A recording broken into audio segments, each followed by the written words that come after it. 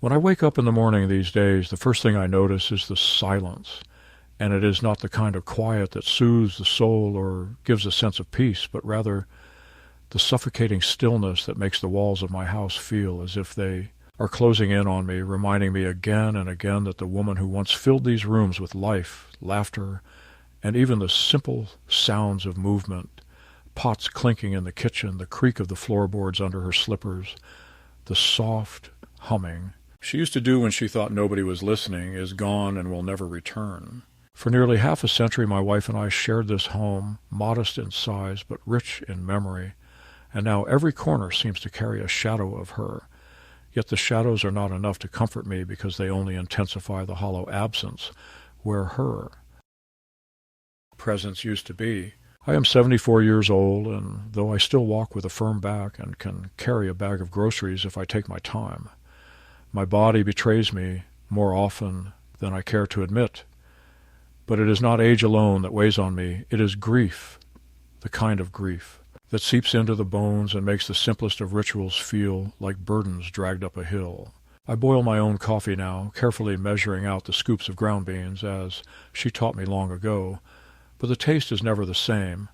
perhaps because coffee without her sitting across from me at the breakfast table is just a bitter liquid, stripped of the comfort it once carried. I try to fill the hours with reading the newspaper, watching the news, or tending to the garden she loves so much. But even there, among the rose bushes she planted with her hands, I cannot find solace. Instead, I feel as though the flowers bloom to mock me, as though nature itself insists that life continues even as mine feels suspended in a strange and painful twilight. My children rarely visit, and when they do, their conversations are short, clipped, and often revolve around practical matters such as bills, insurance, or the future of this house, as though my grief is an inconvenience and my memories of their mother are sentimental clutter that needs to be swept aside. I have 2 sons and a daughter, all grown with families of their own, and I sometimes think that in the years of raising them, of working long days to provide for their education and stability, I did not notice the gradual hardening of their characters, or perhaps I chose not to notice because it is unbearable to admit that your own flesh and blood could look upon you with calculation instead of affection. My daughter, the youngest, was once the one closest to her mother, and I had thought that her heart would soften at least during this time of loss. But she was the most insistent that we should not make a spectacle of the funeral, and that a simple, inexpensive service was practical given the times. Words that pierced me as if the decades of love and devotion my wife had poured into this family could be measured in the balance sheet of their convenience. I find myself rehearsing conversations in my mind, the kind of talks I wish I could have with her if she were here, because she always had a way of putting things into perspective, of reminding me that patience could outlast bitterness, and that faith in goodness was not weakness but strength. In the evenings, when the light falls through the window at just the angle it used to when we sat together on the porch, I almost hear her voice telling me not to despair. Yet the very next moment I am jolted back into the present, into the reality of an empty chair beside mine, into the awareness that my children consider me more a burden than a father, into the dread of knowing that even in her death my wife was denied the dignity she deserved,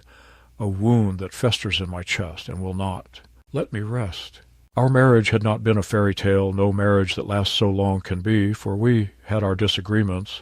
our moments of silence stretched too long, our struggles over money when the children were small. But beneath it all there was loyalty, an unspoken covenant that whatever storms we faced together,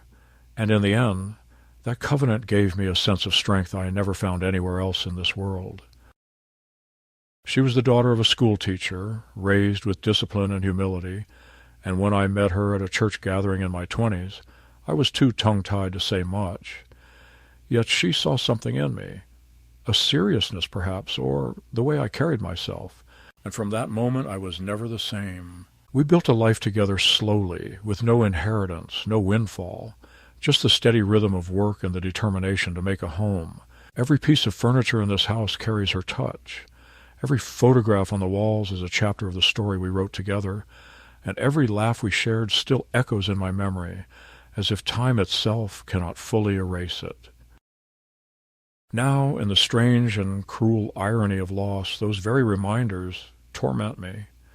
The bed feels too wide, the meals too quiet, the evenings too long. Even when my children stop by, usually to ask about bank accounts or the future of the property,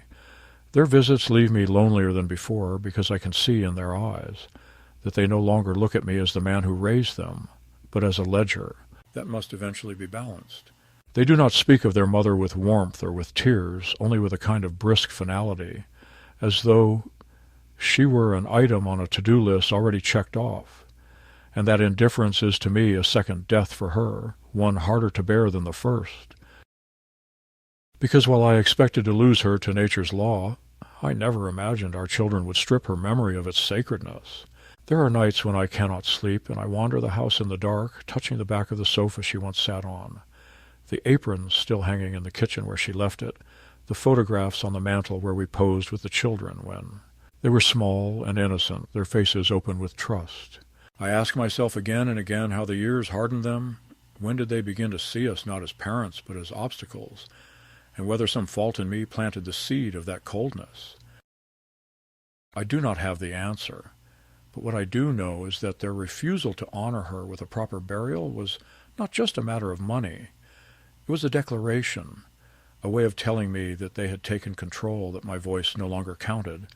that the woman who gave them life could be discarded without ceremony, because sentiment is weakness, and dignity is costly. If you ask me how I feel now, months after her passing, I would tell you that I feel suspended in time, as though my life ended with hers, and everything since has been a long rehearsal for a final act yet to come. And yet even in this sorrow, a part of me remains stubborn, unwilling to surrender fully to despair, because I believe, with every fiber of my being, that love deserves justice, and that the woman who stood by me for over 40 years deserves more than to be remembered as a footnote in the lives of children who have lost their way. I sit here in the fading light, my hands trembling but my mind clear, and I know that though I am old and though they believe I am powerless,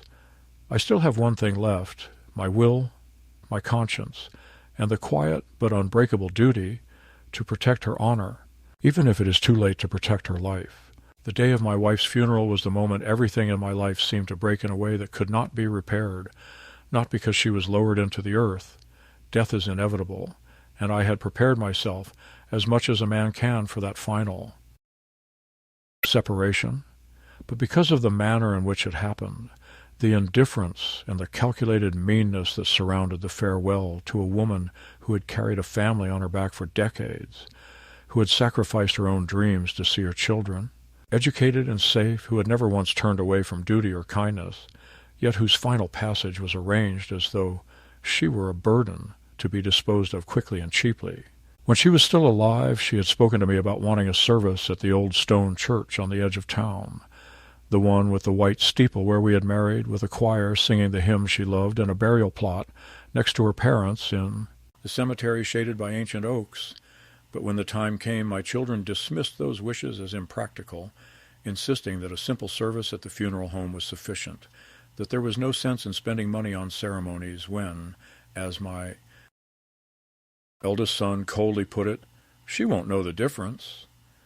I remember standing there in the cramped chapel, its walls bare, the air heavy with the smell of artificial flowers, watching as her casket was pushed forward, without even the dignity of music to accompany it, just the shuffle of feet and the clearing of throats, and I felt a rising heat inside me that I could not express, because any attempt to speak was met with curt reminders from my children that we should keep things short. My daughter, who had inherited her mother's eyes but none of her tenderness, had taken charge of the arrangements, and she carried herself with the efficient impatience of a manager closing a deal, checking her watch, whispering to her husband, rolling her eyes when I asked if we might at least sing one of the hymns her mother had loved. "Dad," she said firmly, her voice low but sharp as a knife, "let's not drag this out, okay? We all have to get back to work tomorrow, and there's no point making a show of it." A show, she called it, As if 43 years of marriage, as if a life of selfless devotion was nothing more than a spectacle that might inconvenience the schedules of the living. The neighbors who came, fewer than I had expected, because many were not informed until it was too late, sat awkwardly, whispering among themselves, clearly uncomfortable with the starkness of the proceedings, and I caught the sympathetic glances of one or two,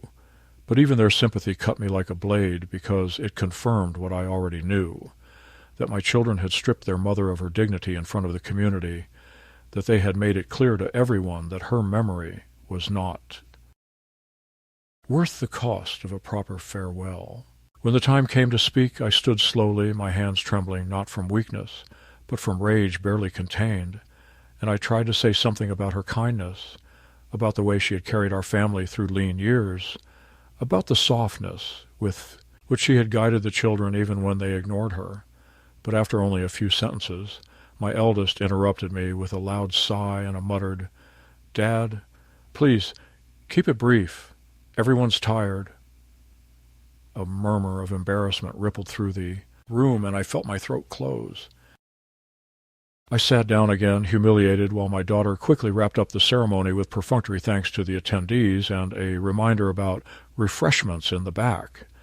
Refreshments,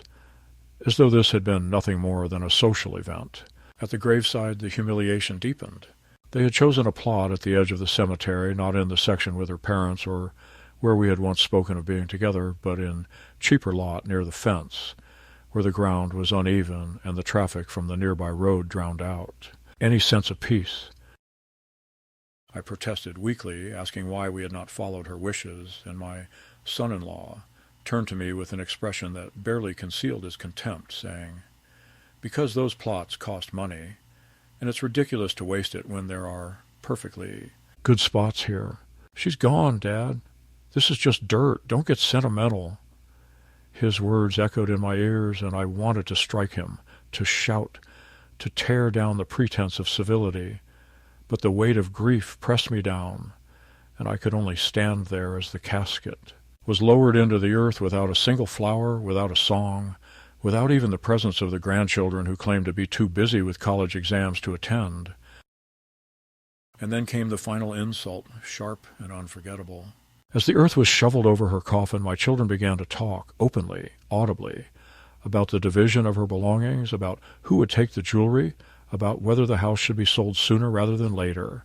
about how I should consider moving into assisted living so the property would not go to waste. My daughter turned to me, placing a hand on my arm as though in consolation, but her words betrayed the hollowness of the gesture. "Dad, we'll help you transition. You can't live alone anymore. It's not safe, and besides, the house is too big for one." Pursoon, it's what Mom would have wanted. I looked at her, at the falseness in her eyes, and in that moment I realized with a clarity that cut through my grief like lightning through night. This was not about care or concern. This was about control, about inheritance, about making me small enough that they could move me out of the way. The other mourners shifted uncomfortably, some pretending not to hear, others looking at me with pity that only deepened my shame. I felt myself shrinking under their gaze, as though I had failed not only as a husband who could not secure dignity for his wife, but as a father whose children now treated him as a nuisance to be managed. The minister, who had spoken a few perfunctory words earlier, cleared his throat and muttered something about eternal rest, but his voice was drowned out by the practical chatter of my family, calculating their future gains. In that moment, standing on the uneven ground beside the cheap plot, I made no outward protest. But something inside me hardened, something I had not felt in years, a resolve born not of anger alone, but of the deep conviction that what had been done here was an injustice too great to be ignored. When the last handful of dirt fell and the people began to disperse, I remained by the grave, staring at the raw mound of soil, my hands clenched so tightly that my nails cut into my palms, and I swore silently that this would not be the end, that her memory would not be left buried under their cruelty, that one day she would be honored as she deserved, and those who had denied her dignity would come to understand what it meant to desecrate love with greed. They thought me broken, too old to resist, too weary to fight, But they mistook silence for surrender, and in that mistake they planted the seed of their own downfall. After the burial, life did not settle into quiet mourning as I had hoped, for I imagined at first that perhaps once the rawness of grief had passed, my children might soften, might recall their mother's gentleness, and begin to treat her memory with the reverence it deserved, and in that reverence, perhaps I too would find some peace. Yet what unfolded in the weeks that followed was a steady descent into indignities so sharp that I often wondered whether I had awakened into some distorted version of my own family, as though the people who called me Dad were strangers wearing the familiar faces of my children, strangers who now dealt with me not with love but with cold calculation, each interaction less about connection and more about what they could extract or control. It began almost immediately after the funeral, when my daughter arrived at the house unannounced with her husband at her side, carrying folders and papers, speaking in brisk tones as though she were an executor rather than a daughter. She walked from room to room without asking, opening drawers, examining jewelry boxes, flipping through her mother's old recipe books, pausing only to say, "Dad, we need to make an inventory, otherwise things will get lost or misused." And when I tried to protest, pointing out that these were not just objects but pieces of our shared life, she silenced me with a condescending smile and said, "It's better to do this while you're still lucid enough to help. You know how memory slips with age." Her husband smirked as he wrote notes on a pad, and I felt the ground tilt beneath me, for not only had they dismissed my grief, they were already writing the prelude to a story where I no longer had authority over my own home. Soon after, my eldest son began visiting, not with compassion, but with demands veiled as suggestions. One evening he sat across from me in the living room, his bulk filling the chair where his mother used to sit, and said in a tone that brooked no disagreement, "Dad, you really should think about assisted living. It would be safer, and the house can't just sit here empty of purpose. It should be sold, the money divided fairly, and you'll be comfortable with professional care." I stared at him, unable to believe what I was hearing, and asked softly, "Fairly? Fairly to whom? To you? To your sister? This house was your mother's heart, every corner of it touched by her hands, and you speak of it as if it were a stock to be liquidated." He shrugged and muttered, "It's just reality, Dad. You can't keep clinging to the past." His words burned in my ears, for to him her memory was nothing but clinging, while to me it was the very substance of life itself. The humiliations piled up in subtle ways that outsiders might not notice, but that cut me with surgical precision. When I offered to cook dinner for my daughter and her children one weekend, wanting to recreate one of the meals their mother had loved, she declined with a dismissive laugh, saying, "Oh, Dad, you can't handle that anymore. It would only end in disaster.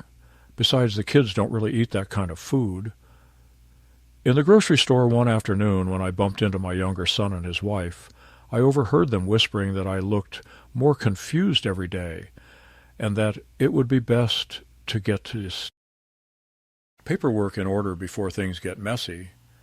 I froze in the aisle, clutching a carton of milk, realizing that they were not speaking of grief or concern, but of guardianship, of legal control, as if I were a child again rather than their father. At church, where once we sat together as a family in the same pew, I now sat alone. The minister gave me looks of pity that told me my children had already begun spreading stories of my supposed decline, tales of forgetfulness and confusion that I knew were deliberate seeds planted to prepare the ground for their plans. One Sunday,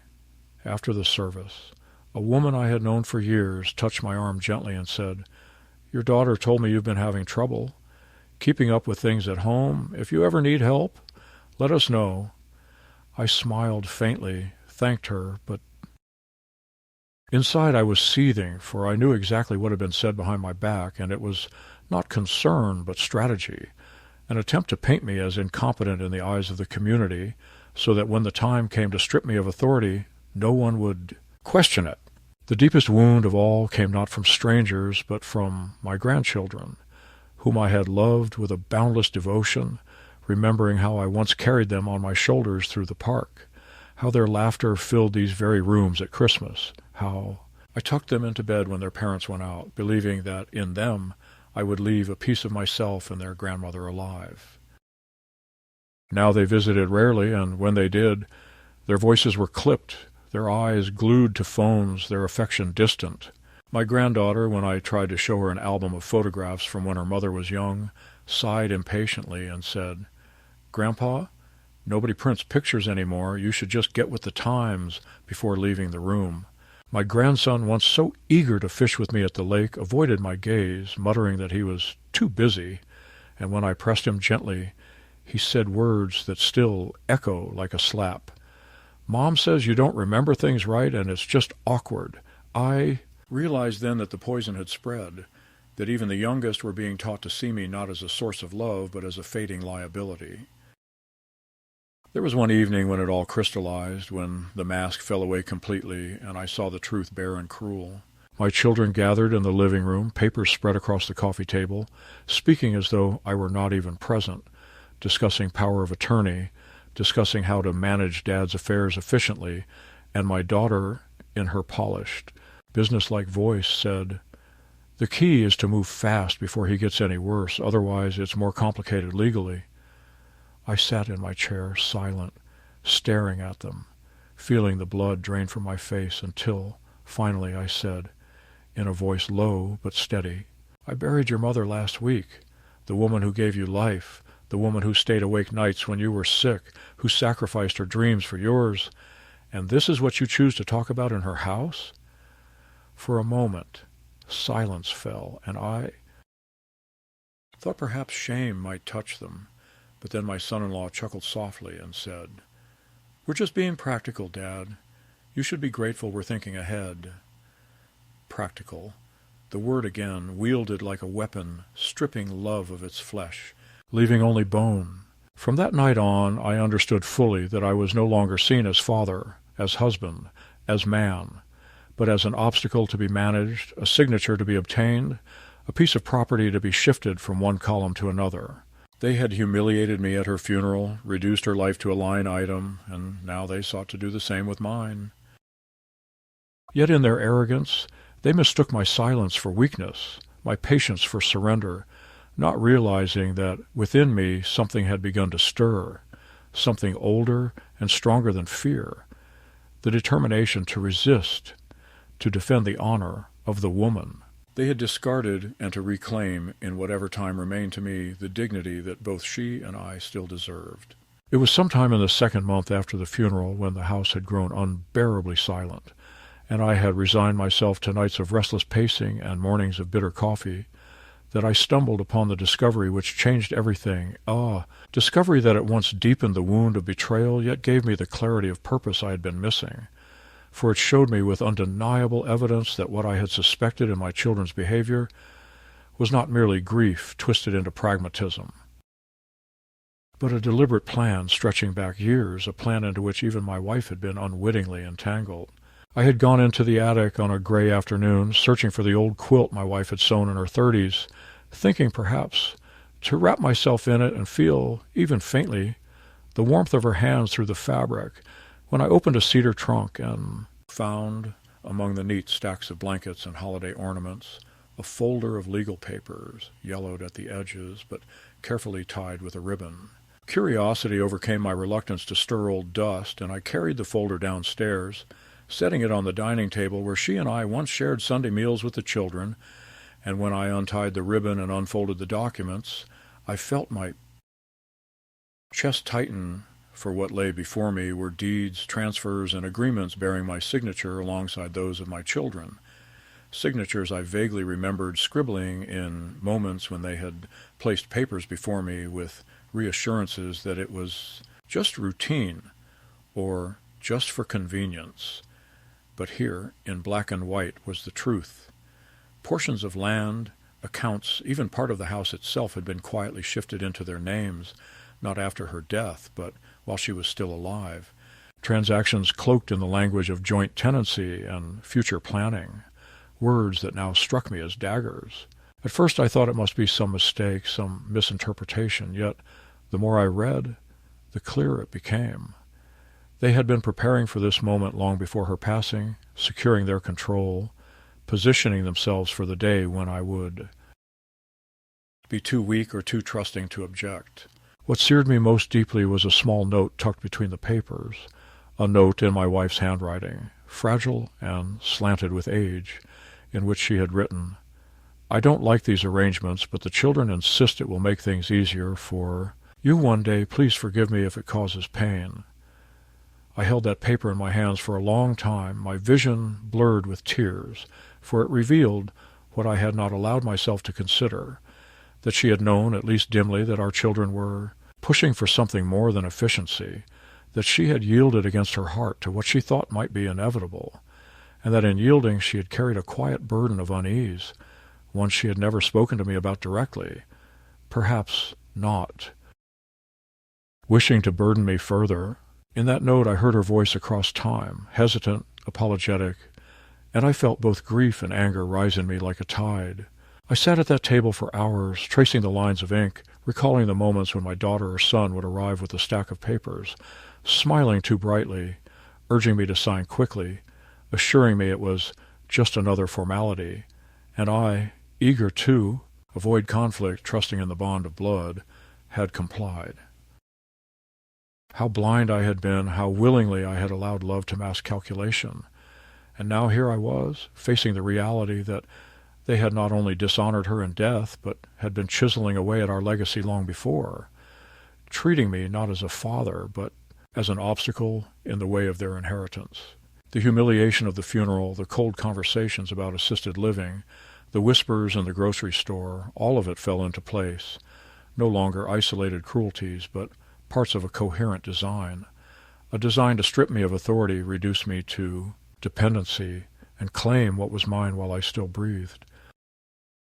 That night I did not sleep at all, but sat in my chair by the window, the folder of documents on my lap, staring at the lake beyond the trees, hearing her voice, in memory, "Promise me, whatever happens, you will not let them forget who we were." She had said it once, half jokingly, when the children were already grown and distracted by their lives, and I had laughed,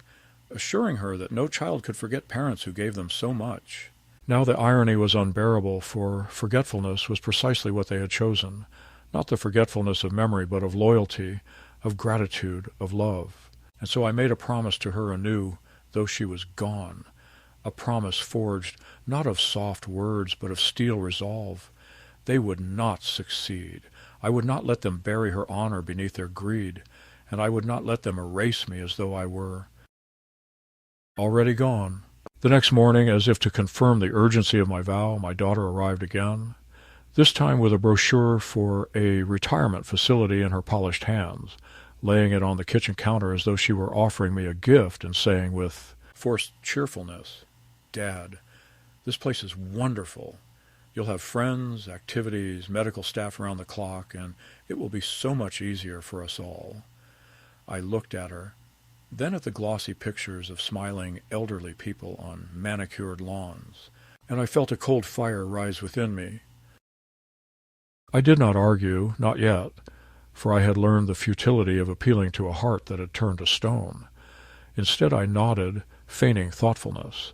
while inside I was already charting a different path. They thought the midpoint of my life had passed long ago, that I was nearing the end game, powerless and pliant, but they were wrong. The midpoint of this struggle was only now, and in this moment of revelation I ceased to be the bewildered, grieving widower they believed they could manage, and became instead a man with purpose, a man with nothing left to lose except the last defense of dignity. By the time a pale spring sun began returning to the kitchen window and the lake thawed into a sheet of pewter, my resolve had hardened into something I could hold in my hands. Yet almost the moment I decided, I would no longer permit my children to steer my life like a broken cart. Their response arrived not as a conversation, but as a campaign, a series of moves so practiced and confident that I realized they had rehearsed them long before my wife drew her last breath,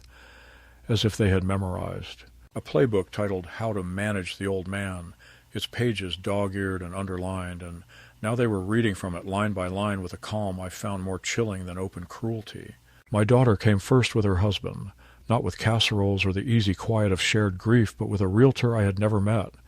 and a woman who introduced herself as a transition coordinator, a phrase so smooth it nearly slid past my defenses. And before I could usher them out of the doorway, they were pacing my living room measuring walls,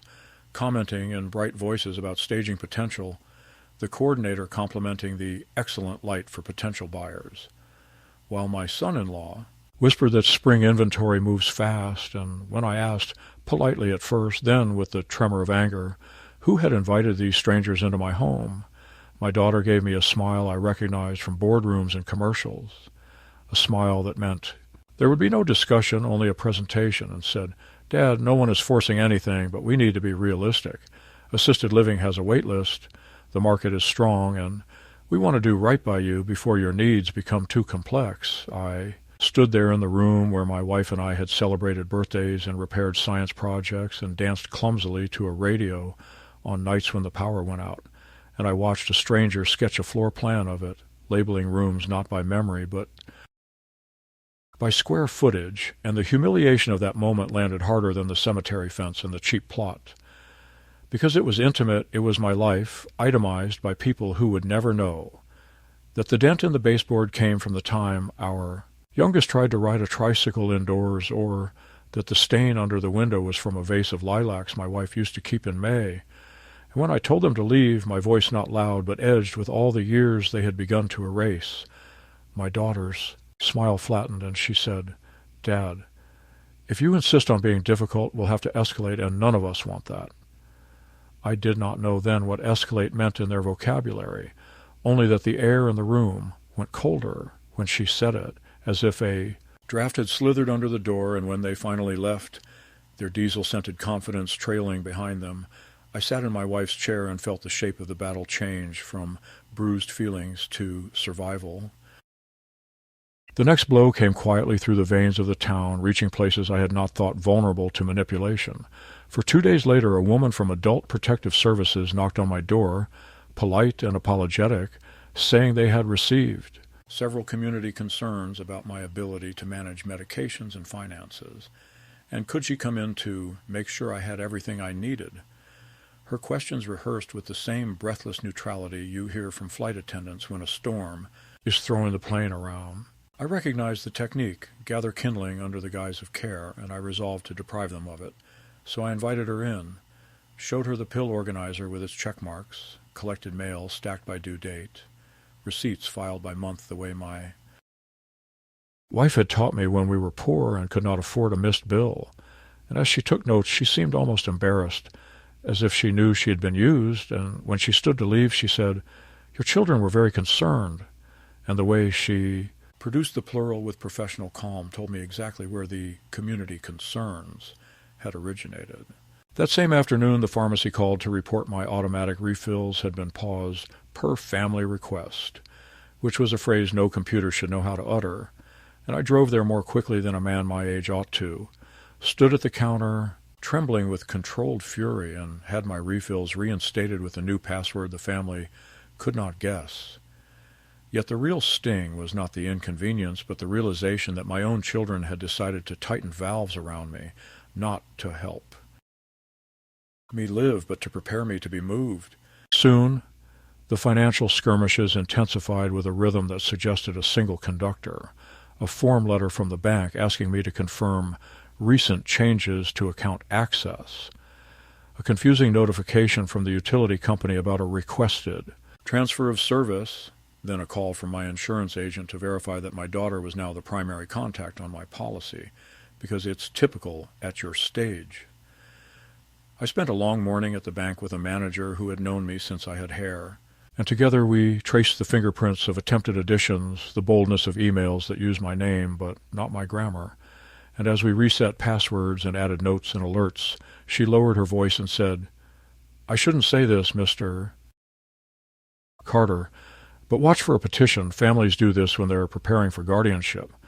And the word hit my stomach like a stone because I had thought of power of attorney and houses, but I had not wanted to imagine a courtroom where I would be, discussed in the third person as if I were across an ocean, where my children would produce their polished phrases about safety and stability while my memories were weighed like counterfeit bills. At church, the campaign developed its public face. I noticed the kindly glances had shifted into something softer, almost patronizing, and the minister, who had married us and baptized our children, took me aside after a sermon on honoring parents and spoke with the anxious cadence of someone who hopes not to be caught between friends, gently suggesting that the kids are worried and would I consider letting them help more, and as I thanked him for his concern and walked out under the bell tower. Where my wife once laughed at the pigeons, I saw my granddaughter in the parking lot, tall and impatient in a way that seemed to deny the child she had once been. And when I called her name, she hesitated, eyes flicking toward the car where my daughter waited, then waved a quick half wave and mouthed, "I'm late," as if the past were something that could be put off like a meeting. That night she texted me for the first time in months, a message that read, "Grandpa, Mom says you've been forgetting pills, you scared everyone when you left the oven on. Please let them help." And I stared at the phone, at the ease with which a story can be told until it becomes a fact, and I typed back slowly and precisely, "The oven incident never happened, sweetheart. Ask Mom to tell you when it did." Then watched the 3 dots pulse and vanish without reply. If there was a moment when their motives slid into view like a ship emerging from fog, it was at the cemetery, where I had gone to sit with my wife on an afternoon of wind and shy sun, hoping only to speak to the stone they had promised would be placed by spring, and found instead the temporary plastic marker listing her name and dates beginning to tilt in the thawing ground. No permanent monument in sight, no engraved hymnline she had chosen, only the unsettling sight of tire tracks near, the plot and the brittle remnants of silk flowers. I walked to the office to ask about the delay, and the clerk, a woman with kind eyes and the practiced patience of someone who daily witnesses sorrow, scanned her screen, and then looked up with a mixture of discomfort and anger that told me I was not. The first husband to stand there bewildered. The headstone order, she explained carefully, had been canceled by the family contact, and the pre-need burial policy my wife had purchased years ago, money set aside with more discipline than we had ever allowed ourselves for vacations, had been diverted to cover other expenses, which she could not disclose without authorization. I felt in that moment a rage so pure that it steadied me, a wind that blew all the dust out of my mind, because it was one thing to sell my house while I still drew breath, and another to reduce her funeral to an invoice to be optimized, but to cancel the stone that bore her name, to erase the line she had whispered to me in the dark. For where your treasure is, there will your heart be also, was not economy. It was desecration, and it told me in language I could no longer ignore that the people I had raised had become accountants of the soul. From that day I began to carry a notebook, the kind detectives use in old movies, writing down names, times, promises, the flavorless details that courts and banks and agencies require when you are trying to prove that something invisible has been done to you. And I made copies of every document I had found in the attic, placed my wife's note in a protective sleeve, and took a quiet appointment with a lawyer recommended by the retired mailman who still walked the block at dawn for exercise, a man who had heard more about families in his decades of carrying letters than any judge would ever know. The lawyer was older than my youngest son and younger than my false humility, his office lined with plaques and photos of Little League teams he had sponsored, and when I laid the file on his desk and told him what had been happening, he did not look surprised, which was both a comfort and a sadness. He skimmed the transfers, frowned at the account notes, nodded grimly at the cemetery fiasco, and said, "Mr. Carter, they're building a case for temporary guardianship, likely ex parte. They will try to say you're at risk. They will ask for emergency control of your finances, and then they will make irreversible decisions while the court thinks it's protecting you. We need to move first, lock down accounts, revoke informal permissions, set up a medical capacity evaluation by a neutral physician, and prepare affidavits from people who can speak to your competence." He printed a list that looked like a grocery. Run for dignity, and I left his office lighter than I had entered, not because the path would be easy, but because it existed. When I returned home that afternoon, the mail contained a letter that confirmed the lawyer's prediction with chilling precision. A notice of a hearing, stamped in urgent red, requesting the court to appoint my daughter as temporary guardian to address immediate safety concerns. The date set less than a week away. The language, a boilerplate of concerns salted with small lies that hurt more than the generalities. Subject has repeatedly failed to take prescribed medications. Subject has exhibited confusion while driving. Subject requires assistance to prepare food. Each statement dressed in the clothing of care, each one neatly tailored to a fear some judge might harbor about the old and fragile. I called the lawyer, and he said, "Good, now we know the stage," and scheduled me with a neurologist who, 3 days later,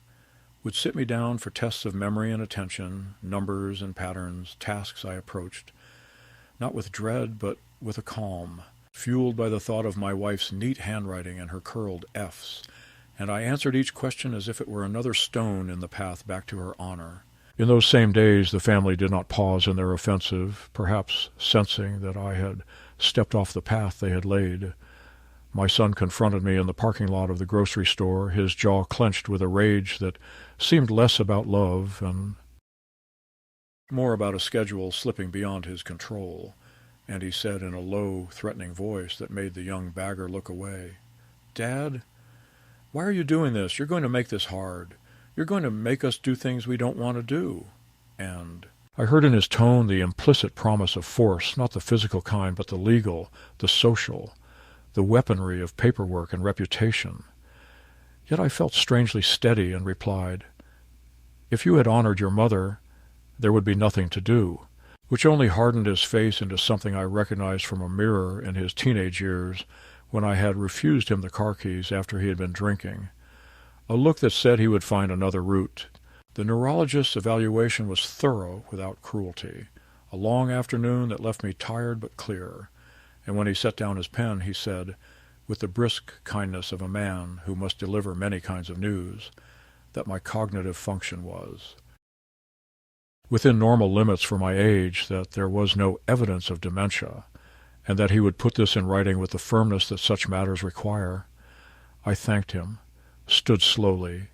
and felt for the first time in months a small column of air move cleanly through my chest. That evening I typed a letter to the cemetery authorizing the stone order in my own name, enclosing a cashier's check drawn from an account my children did not know existed, and I chose the line my wife loved, carving it there not as a poem, but as proof that memory has weight. I also gathered affidavits from the bank manager who had found the attempted access changes, from the pharmacist who had reinstated my refills after an unauthorized pause, from the APS visitor who, God bless her courage, agreed to write that she had found my home organized and my person oriented, from the neighbor who had seen my children arrive with a realtor and leave with insults when I refused to sign. Each affidavit felt like a board laid across a ravine my children had planned for me, yet even as I built this bridge I knew they were building something too, because the morning before the hearing a sheriff's deputy arrived with another envelope, this one containing a supplemental filing, a letter on a clinic's letterhead, signed by a physician I had never met, stating that, in his professional opinion, I was exhibiting signs of cognitive impairment, a letter that was not just false, but dangerous, and my lawyer's face went grim when he read it, saying quietly, "They found someone willing to write what they need. We'll rebut it, but be ready. They will ask the court to act quickly." That night I could not bear the house, not with its ticking clocks and the chair that would never again hold my wife's careful posture. So I drove to the cemetery with the soft caution of a man who understands that memory is both a destination and a narrow road,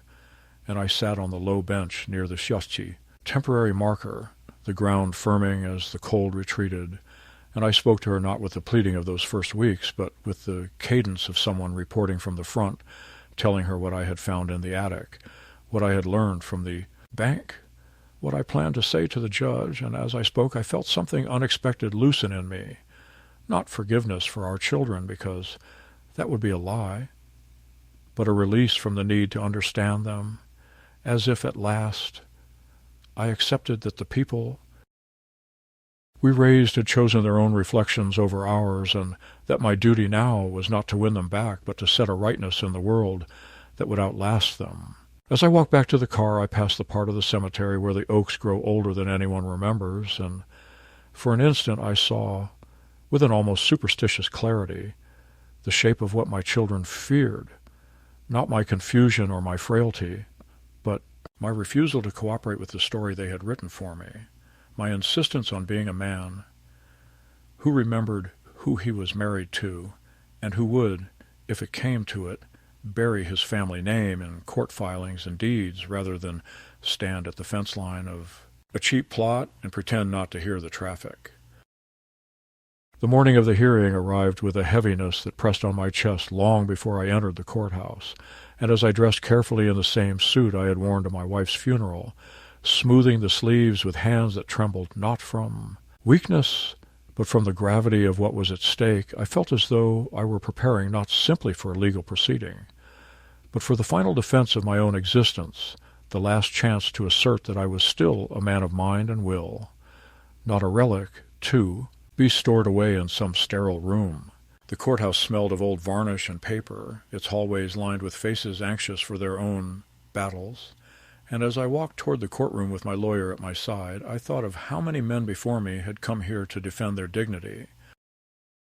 against forces that should have been family but had instead become adversaries. When the doors opened and I saw my children seated together on one side, polished and rehearsed, my daughter with her hair pulled back severely, my eldest son in his expensive suit, their spouses whispering to each other with the satisfaction of people certain of victory, I felt the old heat rise in me, but this time it was not the chaotic fury of humiliation. It was steadier, colder, sharpened by weeks of preparation and the knowledge that truth, if spoken with clarity, can still cut through the fog of lies. The judge, a woman in her 50s with stern glasses and a voice that carried without effort, opened the session, and my daughter's lawyer rose with all the solemnity of someone delivering a sermon, outlining their petition with phrases designed to sting. Mr. Carter is no longer capable of managing his affairs. He has exhibited confusion, forgetfulness, unsafe behaviors. He is vulnerable to exploitation. And as each accusation echoed in the chamber, I watched the judge's pen move across her notepad, and for a moment fear threatened to choke me because I knew how convincing such words could be when spoken with polished authority. But then my lawyer stood, calm and deliberate, and laid before the court not only my own testimony but the affidavits we had gathered, the evaluation from the neurologist, the sworn statements from the bank manager, the pharmacist, even the APS. Visitor who, to her credit, had appeared in person, her voice steady as she told the judge that she had found me competent and my home well kept, her eyes flicking once toward my daughter with a quiet accusation that needed no words. When it was my turn to speak, I rose slowly, gripping the wooden rail for balance, not out of frailty, but because I wanted to stand firmly, and I told the court in a voice that wavered only at the edges that I was not confused, that I took my medication as prescribed, that I paid my bills on time, that I had spent my life building a home for the very people now trying to strip me of it, and that while I could forgive their greed in time, I could not forgive the way they had dishonored their mother, refusing her the burial she had asked for, canceling her headstone, speaking of her as though she were an expense rather than a woman who had given them everything. The courtroom was silent as I spoke, and though my children shifted in their seats, I did not look at them. For this was not a conversation with them any more. It was a declaration to the world that I still carried her memory intact, and that memory gave me strength. The judge leaned forward, adjusting her glasses, and asked me several questions about dates, about bank accounts, about the daily routines of my life, and I answered each one with precision, drawing on the notebook I had carried, showing receipts, schedules, careful records. When she asked why I believed my children had brought this petition, I paused, the silence stretching long enough for everyone in the room to lean slightly forward. And then I said, because they see me as an obstacle between them and what they think they deserve. But I will tell you what they truly deserve, to be reminded that love cannot be liquidated and that dignity cannot be signed away. The words were not rehearsed. They came from a place deeper than planning, and when I finished, I saw the faintest flicker in the judge's eyes, not pity, but recognition, the recognition of a truth that stands even when cloaked in legalese. After hours of testimony, of cross-examinations where their lawyer tried to twist my words and imply lapses that did not exist, after the presentation of their fraudulent physician's letter, which the neurologist publicly discredited with professional disdain, the judge finally closed her folder and spoke with the authority of someone who has weighed enough lives to know when a scale has been tampered with. She denied their petition in its entirety, declared me competent, and further ordered that no changes to my accounts, my property, or my medical care could be made without my explicit consent, her gavel striking the wood with a sound that reverberated in my bones like the tolling of a church bell. In that moment the weight of weeks lifted from me, and though my children sat stone-faced, their carefully prepared expressions cracking under the collapse of their plan, I felt not triumph, but something quieter, deeper, a vindication not only for myself but for the woman whose honor I had sworn to defend. But I was not finished. Outside the courthouse, with the press of strangers flowing around us, I called my lawyer aside and instructed him to begin proceedings to transfer the bulk of my assets into a charitable trust in my wife's name, a fund dedicated to scholarships for local students, to the upkeep of the cemetery, to the preservation of the church where we had been married. And as I signed the initial paperwork that afternoon, I felt the same steadiness I had once felt when I built our first home, brick by brick. The house, which my children had eyed like vultures circling, I placed into the trust as well, stipulating that it be maintained as a refuge for widows in need, women who had given their lives to family only to be cast aside in old age, for I wanted the walls to echo not with the arguments of inheritance but with the voices of those who still believed in loyalty. My children would inherit nothing, not because I wished to punish them with poverty, but because I wished to punish them with the one thing they could not purchase, the knowledge that their mother's name lived on, not through them, but through acts of kindness they had no part in. When I returned home that evening, exhausted but unbroken, I sat once more in the chair by the window, the lake glimmering with the first hints of dusk, and I spoke aloud to her as if she were still sitting beside me, telling her of the victory in a court, of the trust that bore her name, of the stone I had ordered that would soon mark her grave with the words she had chosen. And as the last light faded, I felt, for the first time since she had left me,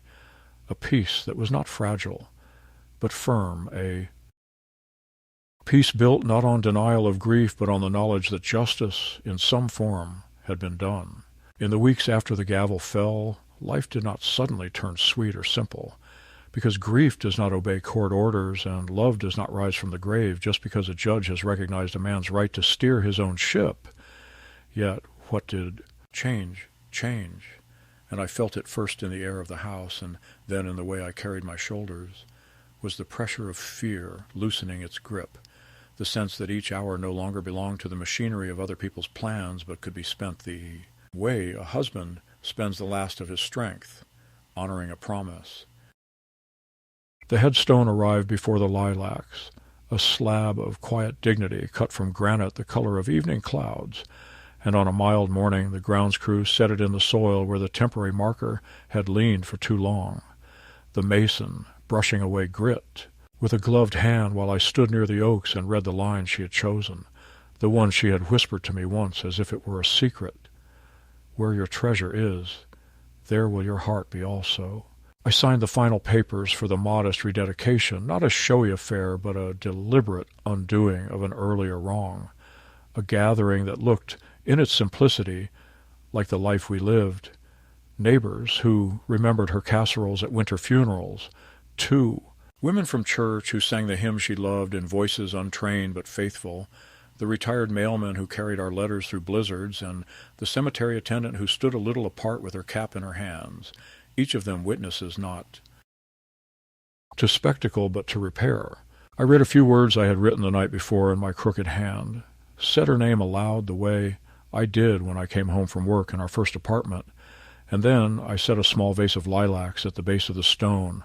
watching them move in the breeze like a slow benediction for a woman who had been patient with the world. My children did not come,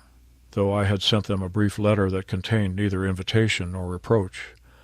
only the plain notice that their mother would finally be honored as she wished,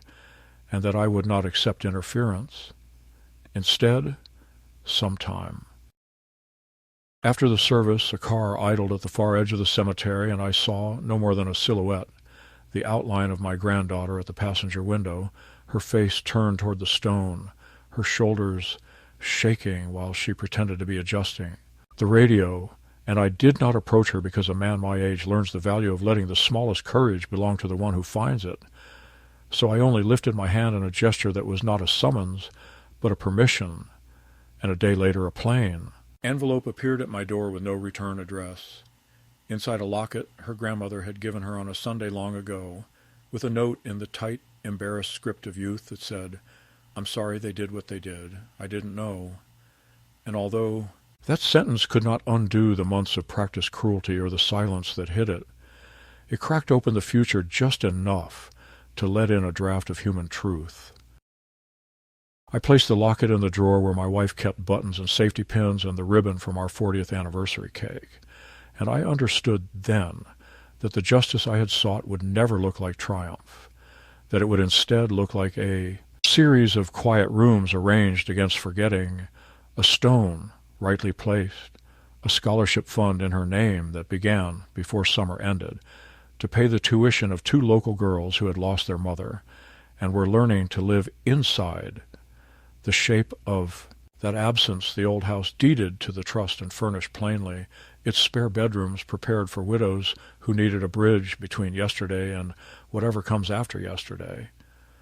The hallway hung with frames that would hold their photographs so that anyone who climbed those stairs would see at eye level the faces of women the world overlooks once the casseroles stop arriving. There were formal endings, too, necessary in a country where paper must testify. My lawyer filed the final declaration that severed my children from any claim or management. The insurance agent updated the beneficiary to the trust. The bank locked the files under passwords I wrote down in a small book tucked behind the wedding photo on the mantelpiece, and I mailed to each child a letter with the measured tone of a man who has decided to speak once and then be silent. Not a manifesto, but a boundary. I told them I would not meet in secret rooms to renegotiate what a judge and my own conscience had settled. I told them I would answer only letters that contained news and not strategies. And I told them that while forgiveness was a river I might one day enter, it would never be a ferry that carried my dignity back to the shore where they waited with forms and pens.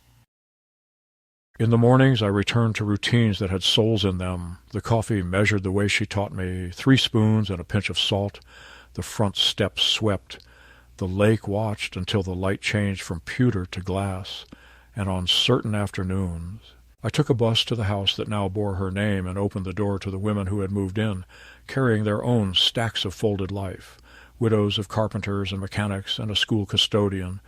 women who spoke of bills and sleep and the ache of deciding what to give away, and I listened the way my wife used to listen,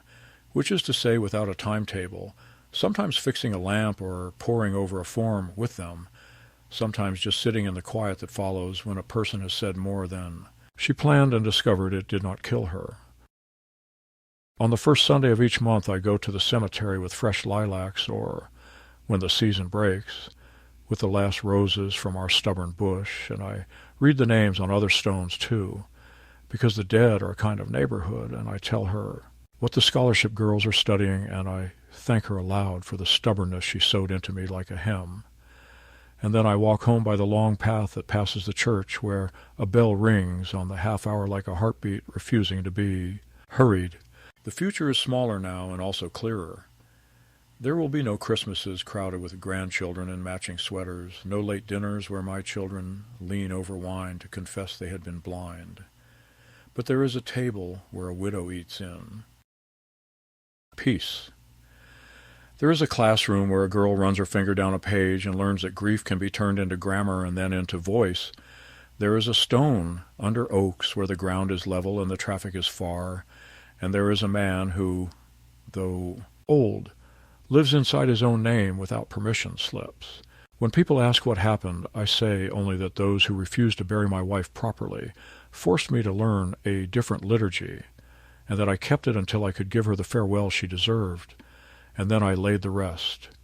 Every petty cruelty, every cancelled hymn, every angle taken on my bewilderment, into the ground where their power ends, which is to say, I buried them with justice, and in that earth something faithful took root and will outlive us all.